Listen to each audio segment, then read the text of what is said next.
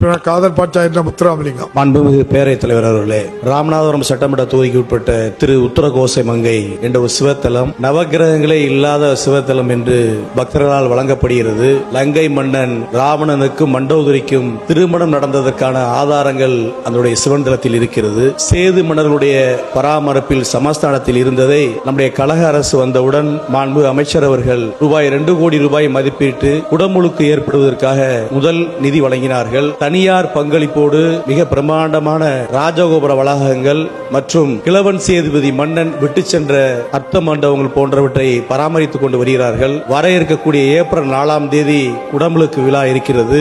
ஏறத்தாழ ராமநாதபுரத்தில் 5 லட்சம் பேர் கூடுவார் என்று மதிக்கப்படுகிறது. நம்முடைய கழக அரசின் சார்பில் உள்ளூர் விடுமுறை விடுத்து இந்து சமய அறநிலையத்துறை அமைச்சர் அவர்களுடைய கண்காணிப்பில் அந்த குடமுழுக்கை நடத்த வேண்டும் என்று நான் மாண்புமிகு அமைச்சர் அவர்களுக்கு தலைவர் மூலமாக கோரிக்கை வைக்கிறேன். 1000 ஆண்டுகளுக்கு மேற்பட்ட இந்த உத்தரகோச மங்கை திருக்கோயில் என்பது மாண்புமிகு தமிழக முதல்வர்கள் ஆட்சிக்கு வந்த பிறகு அரசினுடைய நிதியாக 2 கோடியை வழங்கி அடுத்த மாதம் 4ஆம் தேதி வெகு சிறப்பாக குடமுழுக்கு நடைபெற இருக்கின்றது. அவருடைய கோரிக்கை முழுவதுமாக ஏற்றுக்கொள்ளப்பட்டு அவர் விரும்பியவாறு அவர் மகிழ்ச்சி வருகின்ற வகையில் இந்த ஆட்சி நிச்சயமாக குடமுழுக்கை நடத்தும் என்பதை பேரவைத் தலைவர் வாயிலாக மாண்புமிகு உறுப்பினருக்கு தெரிவித்துக் கொள்கிறேன்.